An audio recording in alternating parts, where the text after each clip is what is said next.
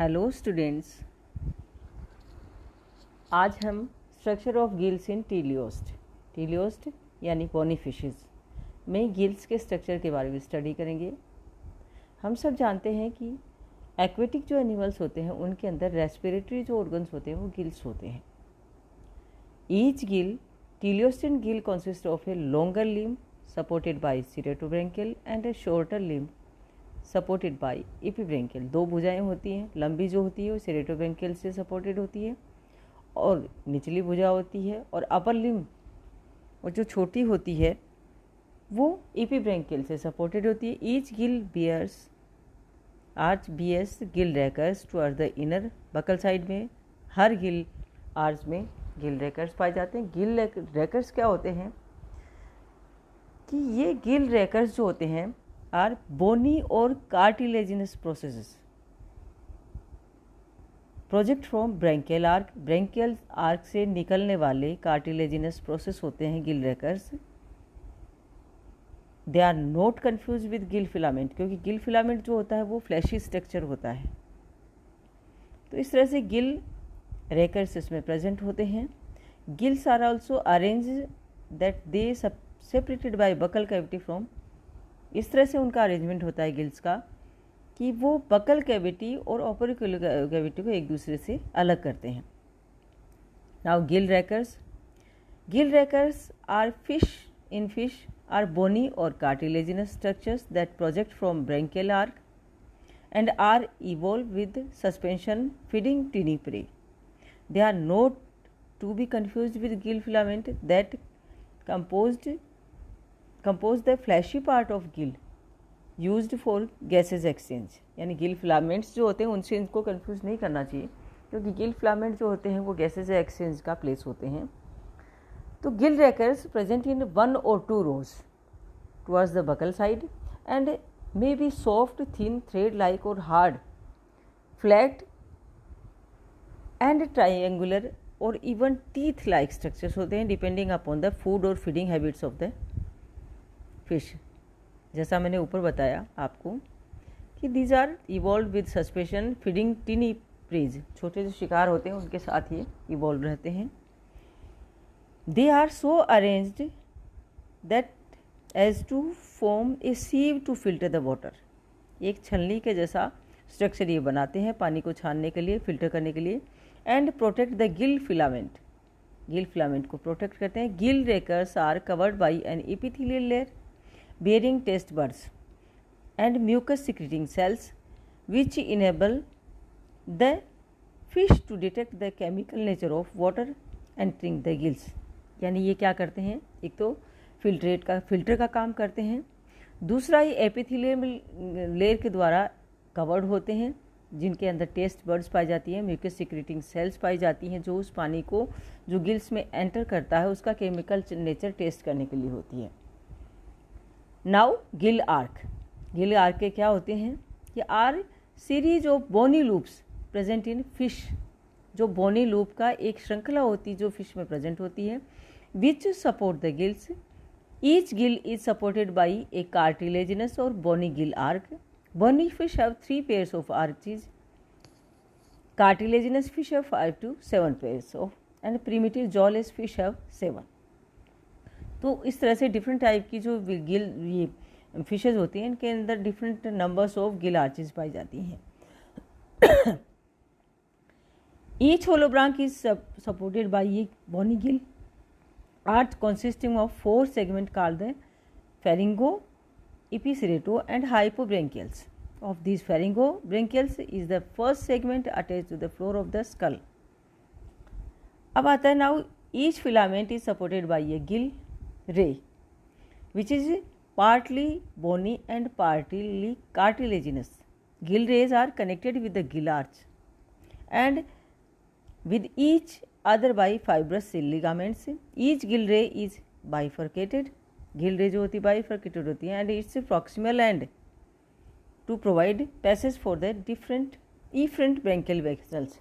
जो अपवाही जो ब्रैंकियल वेसल्स होती हैं तो ये बाइफर्केटेड गिल रे जो होती है ये इफरेंट ब्रैंकियल वेसल्स के लिए इसका जो समीपस्थ जो शिरा होता है वो काम में आता है। The gill arch is covered externally by an epithelial composed of large number of mucous glands, eosinophilic cells and taste buds. Gill arch के ऊपर जो होती है एपिथेलियल पाई जाती है जिसमें म्यूकस ग्लैंड्स, एसिनोफिल्स और टेस्ट बर्ड्स पाई जाती हैं। The epithelial may be thick और thin and number of distribution of taste buds and mucus glands varies in different species depending on the nature of the habitat. Each arc enclosed in afferent and an efferent branchial vessels, a branchial vein and nerve. जो Gill arc होती है उसमें efferent efferent branchial vessels होती हैं, branchial when होती है और एक नर्व पाई जाती है। One set of abductor muscles are present towards the outside of the gill arc and connect with the proximal end of the gill race.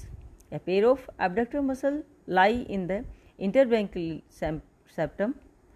They cross each other, are inserted on the gill ray of opposite side. In some species of Channa, Striatus and Rita, the adductor muscle arise from the base of gill ray of one side and become attached to the gill ray of the opposite side. However, in some other species as Labilohilsa cyprinus, in which the interbranchial septum is larger and the adductor muscle arise halfway from the base of the gill ray and is inserted on the gill ray of the opposite side, the abductor muscle and adductor muscles bring about movement of the filament during respiration. Now, gill filament. Gill filament are red fleshy part of the gills. They take oxygen into the blood and filament has thousands of fine branches जिनको लेमेली कहा जाता है that are exposed to the water. Each gill arc bear two hemibranch and which are formed by endodermal evaginations in the form of leaf-like folds called gill filament and primary gill lamellae. In most of teleosts, the filaments of the two rows are free at their distal ends, but they are joined proximally by an interbranchial septum. In some species, as Labiorhita and Hilsa, the septum is large. The filaments vary in shape. Gill filaments जो होते हैं different shapes के होते हैं, size के होते हैं। Number of fishes having different habits, ये अकॉर्डिंग टू फिशेज की हैबिट्स के अकॉर्डिंग होते हैं। For example, the filaments are long and more numerous in species that lead an active life, depend entirely on aquatic respiration as in कटला, सिरेनस मृगाला, वोलेगोआटू and मिस्टिल सिंगाला। बट इन बॉटम लिविंग जो एक्टिव फिशेज होती हैं उनके अंदर गिल फिलामेंट तो जो होते हैं वो डिफरेंट टाइप के होते हैं, just like different from the bottom living. Sedentary जो फिशेज होती हैं बॉटम लिविंग होती हैं जो ज़्यादा मूवमेंट नहीं करती हैं, and those having accessory air breathing organs, the filament are fewer in number and shorter in size. Generally the filament of one hemibranch are alternately arranged in with respect of those of other hemibranch of the same gill. In some hill stream fish, the filament undergo division to form additional filaments. A single filament may divide to form two or more, three branches, or sometimes several branches are formed to give a flower-like appearance, as in Gara, Glyptothorax and Botia. The additional filament serve to increase the surface area of the gill as an adaptation to life in hill streams. Now gill lamellae क्या होती है? Multi tissue structure होता है, and that is the transverse vertical platelet on the gill filament दो which capillaries run, जिसके ऊपर capillaries present होती हैं. And the primary gill lamellae carry numerous fine layers called secondary lamellae, which are the actual region of the respiration and excretion. Each gill filament bears a large number of tiny folds on the both sides. These flat leaf structures are called the lamellae and serve to further increase the surface area of the filament. The lamellae of the oral and aboral side of the filament alternate with each other and are the main seats for gaseous exchange. Each lamellae is a fold of epithelium and consists of central vascular core composed of pillar cells, जिसके द्वारा बना होता है, covered by a basement membrane and an outer epithelium. Generally, the lamellar epithelium is smooth but is rough in some species, showing microridges and microvilli which serve to increase the respiratory surface. जो pillar sales होती हैं, जिनको पिलास्टर sales भी कहा जाता है, are a characteristic feature of the teleost gill and serve as pillar to keep the two epithelial layers of the lamellae separate and prevent them from collapsing. Each pillar cell consists of a central body with extension on each end. The pillar cells appear to be specialized mesenchymal smooth muscle cells and perform two functions: protection of food species by preventing distension or collapse of the epithelial layers, और दूसरा इनका function है form a contractile apparatus to regulate the pattern of blood flow in lamellae. Gill epithelium में आप देखें, the epithelium covering the filament is generally double layered, but in some species as Clarias and Anabas, a multi-layered epithelial is present. A large number of amoebocytes and lymphocytes are present in the epithelium of these fishes. The filament epithelial consists of a number of mucus cells and chloride cells. These are glandular and are specialized to perform various functions. जिसमें chloride sales जो होती हैं are generally found in the interlamellar epithelial of the filament, are believed to regulate the movement of chloride ions and through the epithelial and perform important function in osmoregulation. Gill area neuroepithelial cells होती हैं, resembling similar in mammalian, lung जो पाई जाती हैं उनके जैसी होती हैं, and have also been found in gill epithelium of teleost and some non-teleost fishes as Accipienser and Lepidostase. These cells are believed to perform chemosensory function. Gill area of a fish depend on number and size of the gill filament and gill lamellae. जितना गिला filament और लेमेली होगा उसके according उनका area जो है वो कम और ज़्यादा होता है.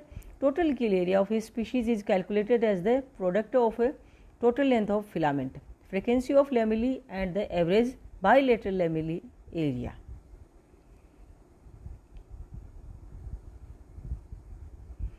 ब्लड सप्लाई टीलियोस्टिन गिल्स में generally contains one afferent and one efferent branchial vessel, but some species as Labio, Clarias and Anabas have two efferent and vessel in each gill arc, जिसमें respiratory pathway है, non respiratory pathway, दो vascular pathway teleost में गिल में पाए जाते हैं.